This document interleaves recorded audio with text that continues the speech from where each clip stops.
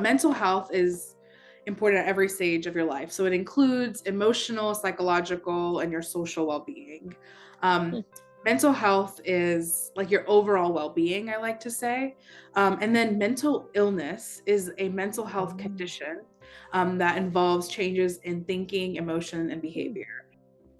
Welcome back to the Holistic Hormones Podcast with me, Dr. Ami Patel, pharmacist and hormone consultant.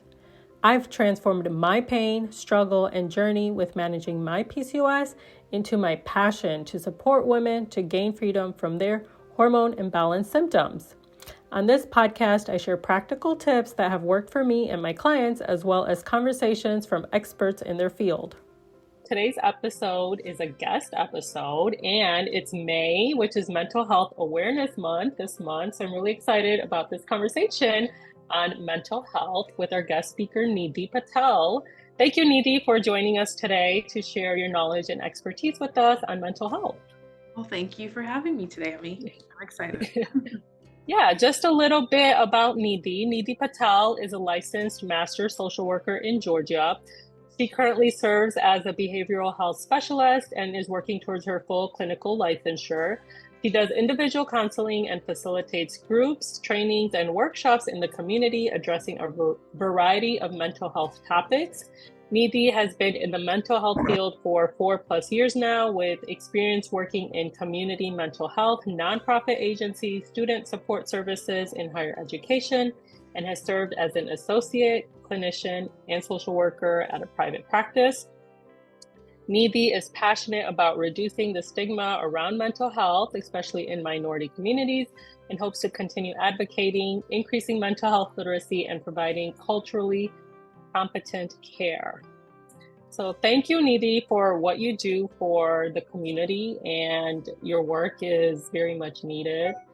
And I believe we connected because, one of my missions as well is to raise awareness about not just hormonal health, but mental health, because they are linked, and especially in the minority communities, because of similar to your mission of like reducing the stigma around it. Yeah, for sure. And thank you for the work you do, because all of these things that you have are very much needed and comes from an experience that empowers other people too. So thank you for what you do. Yeah, and I'm really, glad that we can have this conversation to just continue spreading and expanding both of our missions. So let's get in. Yes, exactly. Collaboration. Yeah. Yes. So tell us, how did you get into the space of wanting to support people with mental health? What is your why behind what you do? So I initially didn't think I was going to be in this profession at all. I didn't think that was even a choice. I started off undergrad as a pre-med biology student, and I wasn't really feeling the content or anything, but I stuck through it because I really didn't know what else to do. I didn't really know what there was out there. Towards the end of my undergraduate schooling, I guess, if you say, however you say that, I changed my major to psychology, and I connected with the content a lot more. What actually inspired me to change to psychology is a bunch of different things. I think just being a college student, navigating this new transition in your college life transition, as well as I had a personal injury. I tore my ACL, so then I learned how physical health and mental health were connected. So I just felt pushed basically internally to go to psychology. But I didn't really know what I wanted to do in the field. So I took a year off. I transitioned into the workplace and got some experience. And from that experience, I learned a lot of different professions, because I didn't know if I wanted to go PhD route or if I wanted to go, or I didn't really know what other options there were. So that actually helped me see that social workers have a variety of different roles and a variety of different settings, and it's a really flexible field. So I ended up choosing that as my career degree choice. And so I went to grad school and was able to get clinical and a concentration in clinical and social administration, because you can, kind of be flexible with that. So that's what led me here today. Long story short, that is how I got into becoming a licensed master social worker. My reason is that throughout that experience, I feel like I unlocked a new level of empathy and understanding of the world, which I'm Mm-hmm. still learning so much more about. Everyone has a story and everyone comes from different experiences. And so you truly never know what someone's going through. And so offering that space on a micro level through counseling and stuff like that, giving that space and support for people is really important. And then also at a macro level with like trainings and things like that, I think are really important. So Yeah. people are really, struggling with things and are often misunderstood. So my big goal, my huge goal for me is to increase mental literacy and culturally competent care because mental health is perceived differently in different cultures and communities. So that is my long-winded why I got into the space and why. Definitely. And I mean, we both come from like a South Asian background, and a lot of my viewers and listeners are of minority background. So I think that's definitely relatable. And it is so taboo in our culture. And I think like a lot of people just ignore it and don't think that it exists and it's not a real thing. And I feel like, I don't know if it's because I'm having more conversations around it with people because of what I'm doing, but and since COVID, I feel like maybe there's like a little bit of more openness around it, but I think, I think some of the roots are still like deeply rooted in our culture where like mental health is so taboo or it's like not real. Yeah, and I actually resonate with what you said with that because sometimes I'm like, mental health's everywhere. Like it's everywhere. It's in my mind and in my Well, little yeah. world, it is because we do things like this and then we do things in our Yeah. professional life and we talk about it in our personal Yeah. life and we're a little more comfortable than it may be an average person who may not be comfortable. But I do feel like that. I'm like, did I destigmatize it? And it's like, no, it's still embedded because then you get, Yeah. a lot of family, the friends, different people you interact with who haven't really even thought about that. So yeah, I sometimes feel the same. So don't worry, we're not alone in this. We're together. I feel the same. Yeah. And then I guess, it is good though, like people like us or like, in our generation in general are trying to open up the conversations Yeah. and like we may not be able to change some of the mindset of people that are older than us, but hopefully we can for like the future generations in our generation And I as think that's much as such a we can. strength. Yeah, sorry, didn't mean to cut. Oh, go ahead. Go ahead. I was gonna say that's such a strength in our generation to go against the gradient and like to be able to like talk about it, normalize it, and get help when we need it. Not, of course, that's a perfect Yeah. statement, but a lot of people aren't able to due to a lot of barriers and stigma. But it is talked about a lot more. I know it's more on social media. I mean, this is a generation that has access to all of that stuff too. So the Yeah. conversations are definitely increasing, and especially after COVID, I have to agree with you on that. Yes. And we can talk more about that in our conversation. But for like for people that may not, like from your expertise and training, what does the umbrella term mental health actually mean and include? So mental health, this is how I like to see it, like say it. Mental health is important at every stage of your life. So it includes emotional, psychological, and your social well-being. Um, mental health is like your overall well-being, I like to say. And then mental illness is a mental health condition that involves changes in thinking, emotion, and behavior. When we all do this. It's very normal. I feel like when we talk about mental health, it's like this big umbrella term, but then we forget that mental health and mental illness are two different things. Everybody has mental health just like they have physical health, but not everyone has a mental illness. Just like, everyone has physical health, but not everyone has a physical illness. So kind of understanding the difference. And when we talk about it, because when we talk about, oh, my mental health, the default is like negative, right? So it's like, no, everyone has mental health. We have to all take care of that. But not everyone has mental illness. So just kind of separating the two definitions and understanding they're two different things. So that's how I like to define it. And it just helps simplify it through my stuff that I do. Like, I'm like, yeah, that is so true. I feel like we all synonymously use that, but yeah, it's different. No, that's a good explanation. I never realized or thought about that or made that connection, but I like the way you made that reference or analogy to physical health, which like I feel like is more tangible and people can understand that. But yeah, so like mental health wellness is like, taking care of your mental health, but an illness would be like having a diagnosis. Is that what you mean? Like Yeah. anxiety or depression and things like that? Okay. Right. Yeah. Yeah. Okay. And speaking of mental health wellness, and I know you talked about lifespan. So like as women, we go through and change a lot as we grow. And so like what are our mental health needs and how do they differ throughout the different phases in our life, like, from being children to puberty to like postpartum, menopause, things like that. Yeah, it's so interesting that bringing that up because I feel like when we view mental health, we kind of view it in like little chunks, like, we like don't think like we have a whole lifespan, right? And like our mental health can change throughout our lifespan. So maybe someone wasn't feeling anxiety or depression or whatever earlier in their life, but now that, now they're feeling it, or, they've kind of overcame that, or, gotten the support and help to have the tools to overcome it.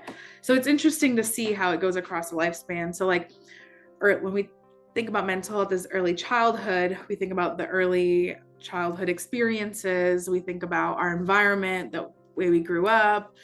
Some individuals experience trauma. Some individuals, have grief and loss at a very early age. So thinking about all of those things that impacts your childhood. Oftentimes, so like certain diagnoses, like for example, ADHD, many kids have ADHD. And so sometimes symptoms, for example, like for women or like girls, ADHD tends to show different. It presents differently in a girl than maybe a boy. So sometimes things get undiagnosed, things like that. And then transitioning to puberty is such an interesting time in a child's life, right? Like we all know that there's a lot of changes that happen physically, emotionally, hormonally, biologically, all of those things. So weight changes, relationship, friends, problems, academic, there's pressure, peer pressure, there's, your body's still developing, so is your brain, right? So your brain doesn't fully develop until you're at 25, your frontal lobe. So it's like your brain's still developing, you're still developing. There's a lot of different things going on. You're trying to figure out who you are, all that stuff. On top of all the hormonal stuff that happens, Yeah. And feel free to into the conversation. Feel free to butt in. Yeah. Then you think about like adolescent age to young adulthood, adolescents are going through a lot too at that age. There's, academic pressure, school, people around them, family, some people experience grief and loss and transitions in their family structure, things like that. Could be some factors. And then maybe like, adult women, there's a lot of work stress, there's balancing education, balancing family, work, social commitments, finances, household duties, like whatever contributes to like, some of the stressors. So like anxiety, depression, eating disorders, there's some of the things that you can maybe look out for. There's also reproductive health at that stage, so kind of being conscious about like how your body is to you and understanding that could be really important. Some of the reproductive diagnoses could include premenstrual syndrome, which is PMS. That's like the week before your period, the hormone changes, which premenstrual dysphoric disorder, PMDD. And then there's also like postpartum and all that type of stuff that can happen. But if you want to add anything to that in terms of hormonal health and how it impacts your mental health, like feel free to kind of pop in.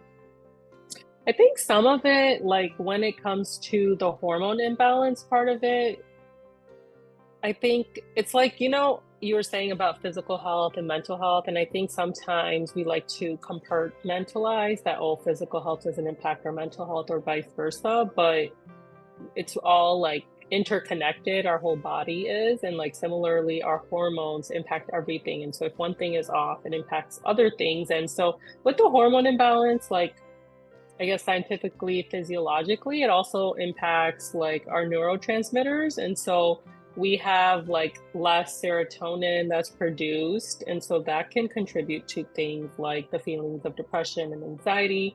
And then, as you mentioned, like, through puberty or like reproductive health challenges that may come up, like that's a lot of stress. People may feel like have poor body image issues, and all of those things can contribute to mental health and mental illness. Now that I'm consciously thinking about those definitions, but can contribute to mental illness, like causing things like the anxiety, the depression, and then the hormone fluctuations that happen after giving birth, which can contribute to postpartum depression as well. Are you looking to finally achieve long-lasting results with your health, whether it be to lose weight, regulate your periods, conceive, or just have a better understanding of your hormones and feel in control of your health? If you answered yes, then my group program HEAL is right for you. HEAL stands for Holistically Empowered, Aligned, and Liberated. Inside the program, you'll get support from me as well as a community to help you become aligned with your hormones and your body, empowered about your health, liberated from hormone imbalance symptoms, all through a holistic approach, which includes nutrition, movement, sleep management, stress reduction, and mindset. If you're still not sure if this program is right for you, then set up a free 30-minute consult in the description box below. Yeah, it's always interesting. I like how you mentioned people tend to compartmentalize, but technically, like, it's really all just kind of interconnected, It is important. I think even like later on, we'll kind of talk about some of the tools, and it's just like mentioning those things while you're also going for your physical appointments of mentioning mental health. I'm just mixing up my words now. Mentioning those things, kind of together as like a holistic approach rather than kind of separating the two. So very important things. Yes. Transition to like menopause and those hormonal changes that happen, can sometimes contribute to individuals experiencing depression, anxiety, and all of those things. And then you think about aging. The aging process is a huge transition in your life. And as people age, they experience a lot of life changes that impact their mental health and well-being, like losing a loved one, coping with serious chronic physical illnesses, or just adjustments to life, limitations, isolation, loneliness. So kind of thinking about some of those across the lifespan. And of course, not everyone experiences all of it. And some people experience things that we didn't even mention. So just kind of seeing like some of the points at each transition in your life to just kind of be mindful, because maybe we may not be experiencing it, or someone else might be experiencing it in your family or your social circle or your colleagues. So just being mindful about these transitions in their life and the hormonal contributions that impact the mental health is important to know.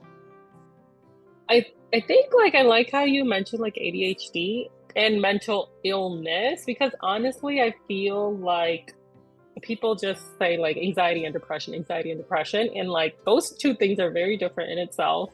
But like there are other things, like ADHD is a mental illness, is it? Right? That's mental health diagnosis. Yeah. So okay, a diagnosis. Then a mental health condition, mental illness. Okay, yes. I feel like we all you kind of use those words kind of synonymously. So interchangeably, there we go. Interchangeably. So and I don't even know. I don't know if I use one specific word. I think I sometimes say mental health condition or mental health diagnosis. Then I'll say something else. So maybe I need to learn what I need to say properly too.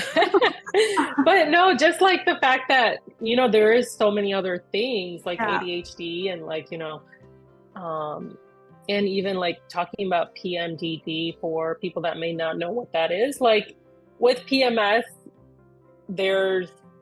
first of all, like technically, if hormones are balanced and you're having like regular cycles naturally and you're not on birth control and things like that, if you shouldn't experience like extreme PMS symptoms where like, you know, you're having like intense mood swings. And I know there's like this, like everyone jokes in society that, oh, like she's hormonal or she must be on her period or she must be PMSing. But to clarify that, if your hormones are balanced, you should not experience PMS to the point where it affects your day-to-day life.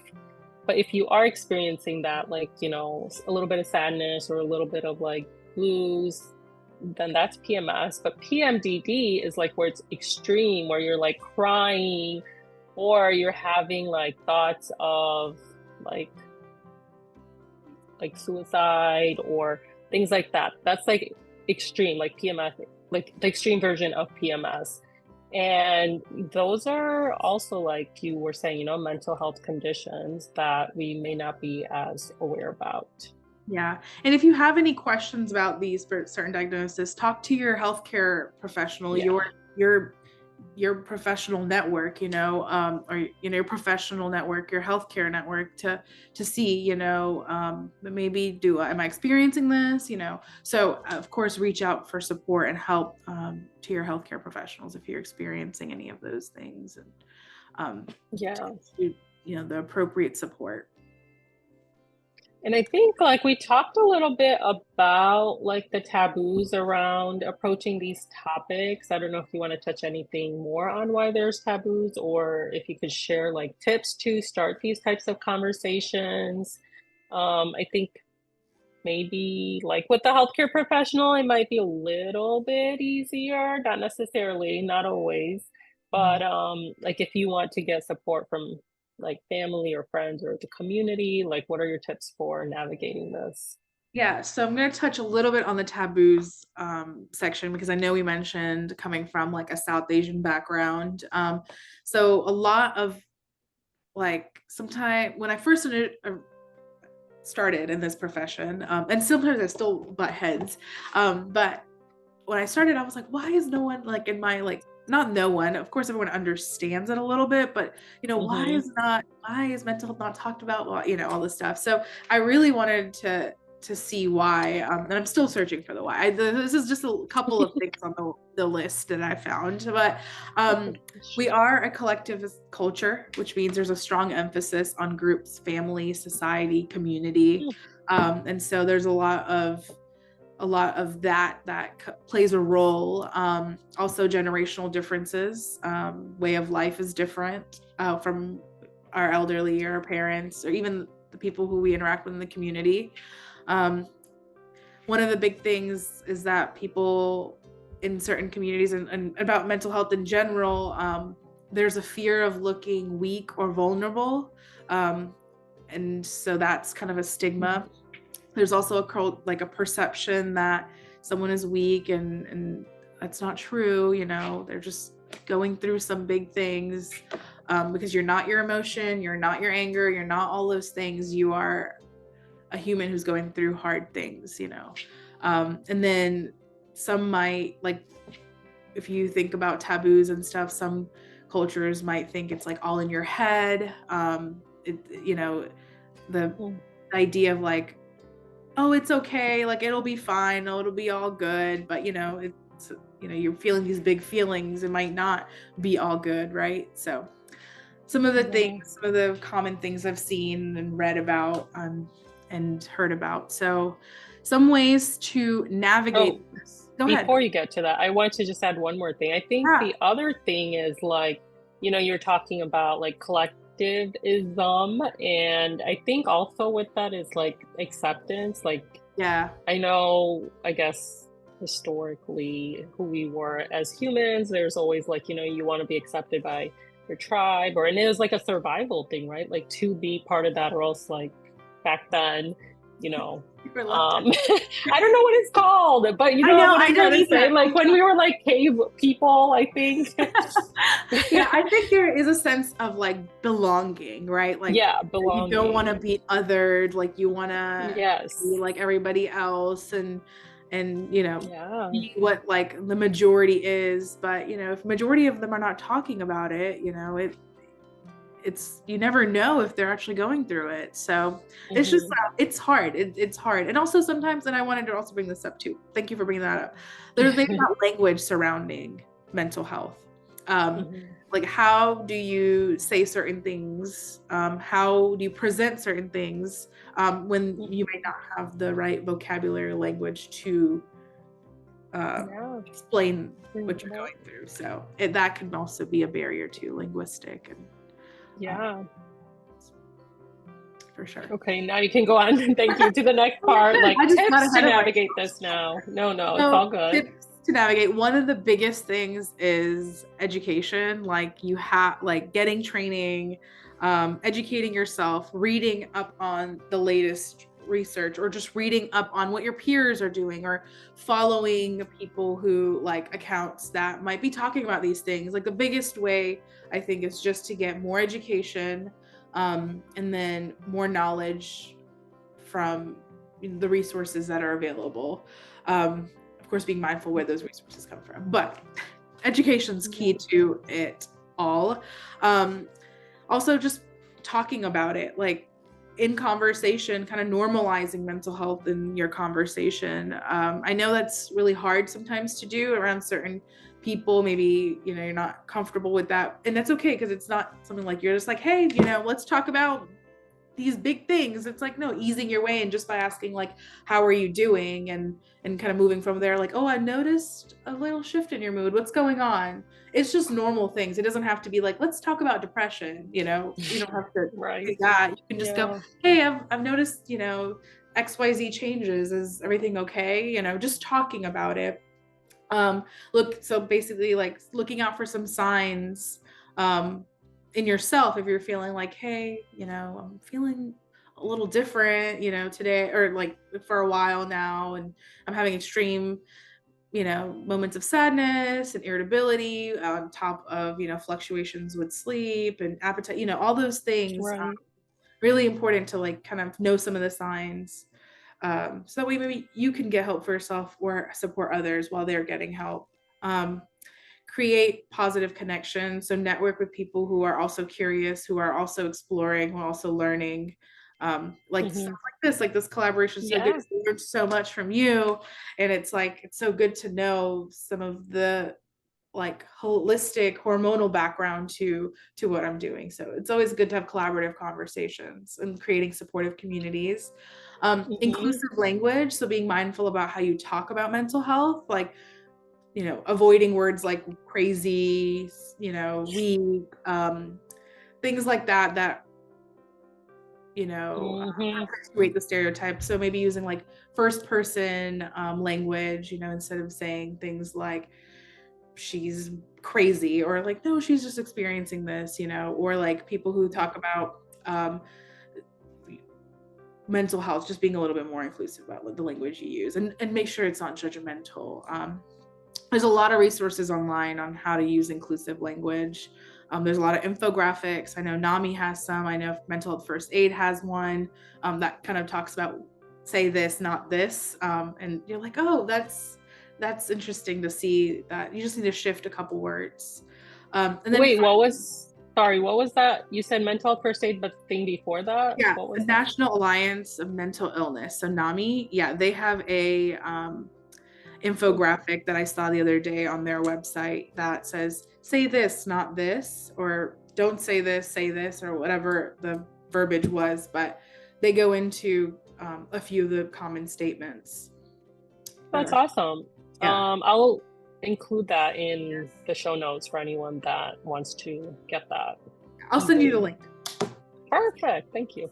But it's interesting how we could just have to shift a few words in our dialogue to just be a little bit more inclusive and compassionate language. And again, talking about mental health as part of when you're talking about your physical health, stuff like that. So those are some of the tips and things I think could help navigate it. Are there any things that you want to add or you want to kind of expand on or talk about?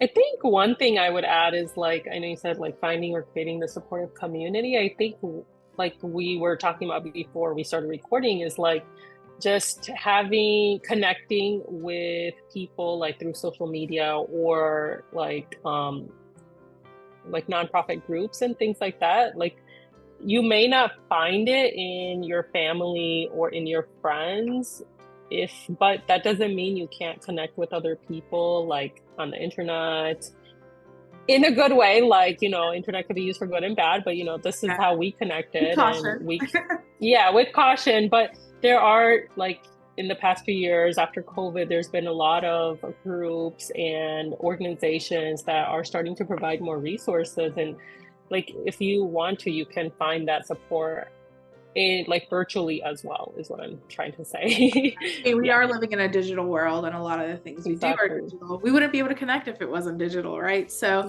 just finding that, and I know it's hard. These conversations are hard, and it's also hard when you're the only, for example, some people are the only ones that are wanting to learn and explore and destigmatize this like consistently. Right. So sometimes may feel a little lonely, but knowing that there's a bunch of resources out there. There are a lot of creators out there who are consistently, contributing to destigmatizing that language and the way we look at mental health.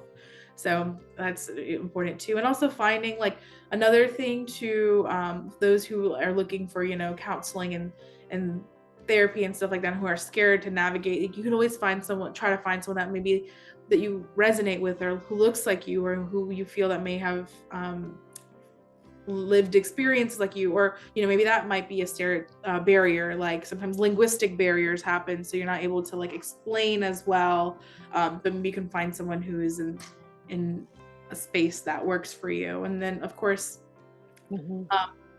not every therapist is you're gonna resonate with, so it's okay to not stick with one and go to another and try to like feel out what your options are, kind of in that sense. Not like don't feel like you have to, like, one time you went and you didn't connect and that's it, all like that. Don't like have that, try to get like, you get to choose your therapist, right? So make sure you're comfortable with that person too. So don't feel like one time you went and you didn't feel good about it and you're like, oh man, I don't want to go back because they didn't understand. You can always talk to them or transition on to someone else. But anyway, I know that's a barrier sometimes too, is finding somebody and going through that process of explaining and then re-explaining. That's a barrier too sometimes for people. So just want to like normalize that it's okay to do you have like a recommendation? I know, like you were saying yourself, some people think, oh, well, I tried it once and it didn't help and that's it. But like, what, in your experience, what's a realistic expectation of how many sessions you should give it a shot until you feel like, okay, this is the therapist for me? And or like, when you should start seeing improvement from going to therapy?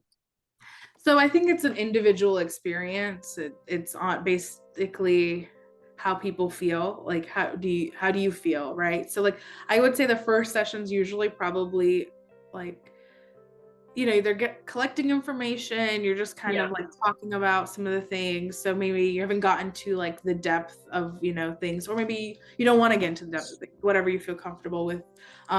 So I think it's very individualized. So I wouldn't be able to give like a time frame or how many sessions, but I think it's all like how you feel, right? So like, if the first interaction, you're like, I don't know about this person, I'm not connecting with them really well, I didn't feel connected, then then that's on, that's when you transition to maybe somebody else, or whatever you need to do to help your therapeutic journey. But some people stick through it, and then they finally build that connection. So it's very individualized, I think, but it should be like your comfort and kind of keeping that in mind.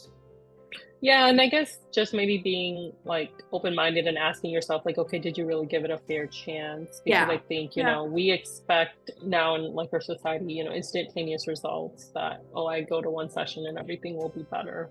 Yeah, and it's not a quick fix, right? So like, you go to a session, the first session isn't gonna be like, oh, I solved all my problems. Like, that's not how it's supposed to work. You may leave a session feeling great, and you may leave a session feeling like, neutral or whatever. So not every time you go in is going to be like this, like aha Yeah. moment. And so just kind of understanding that you're human too, and it's okay to have like, flows.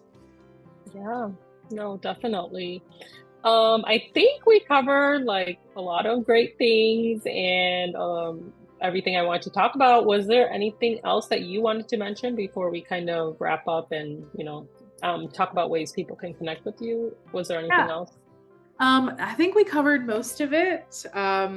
Just like if you're interested in like trainings through the community, there's a lot of resources out there to get you trained, as well as look at your local resources too, right? Sometimes your local agencies, mental health agencies, or clinics or hospitals are like offering things for trainings. So just kind of keeping an out for that as well. I don't know if I mentioned that earlier, but I always like to look up like trainings around or things like that to just kind of see what is offered in the community that could be really helpful to adding to your mental health and wellness knowledge. Yeah, I was going to ask, how do you find that? Like, you would just Google like mental health awareness or mental health trainings in whatever city? Yeah, I You live in? would do a search on that. I've done searches locally where I'm like mental health trainings, and then sometimes there's nothing on there, but sometimes you're like, oh, the mental first aid is being offered, and you're like, oh, QPR is being offered, or something like another training is offered. Maybe a local college is offering it, or even if they're not offering it to you, maybe you can learn about it and learn how you can see how you can like connect with it or whatever. So just typing, even like searching it up, I think is good.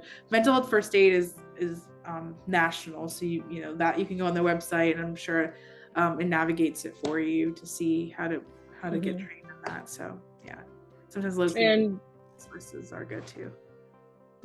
And since for people that may catch this episode while it is Mental Health Awareness Month, I don't want to assume, but I think there might be a lot of like virtual options as well, right? Online, like certifications or short trainings. Yeah, I want to say like probably like I feel like everything's going virtual now. So so I took my mental health first aid virtually, as well as the gatekeeping virtually too. So I think it just varies. Depends. Some people do in person, some people do virtual, but I do think there's a lot more virtual options now too. Yeah, and I actually did the mental health first aid training too, which is, I feel, as you were saying, it's like really good to know.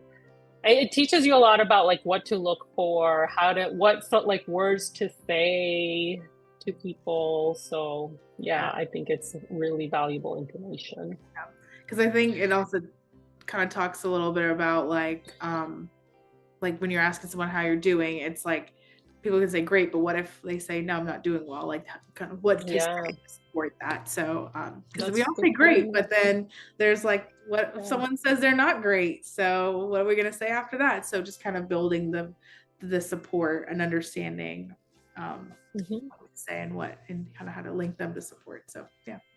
Definitely. Well, thank you so much for this conversation and your time and expertise. How can people connect with you if they want to work with you? Is there what are the options for that? Yeah, so my Instagram page is Nidhi Patel MSW. So that's NIDHIPATEL MSW. Haven't been as posting as frequently as I liked or I like to, but you can definitely connect with that. I do check it often, so you can connect with that, or my email, which I think you'll put on the show notes. So I won't read the whole email, but I don't know why I read out the whole Instagram. That's okay. But yeah, so you can email me, DM me on my Instagram page, if you want to collaborate or whatever. That'd be awesome. That'd be cool. Awesome. That sounds great. So yeah, thank you again. And yes, I'll include the link and the resources in the show notes, as well as your contact information and Instagram. And for everyone that's listening and watching, I also have, for Mental Health Awareness Month, another episode coming up later this month as well on mental health. So yeah, stay tuned for that. And until next time, be kind to yourself, be patient, and focus on progress, not perfection. If you enjoyed this episode or learned something new, please share it with someone who can also benefit from it. I'd love to connect with you. Send me a DM on Instagram at holistic.hormones.pharmacist.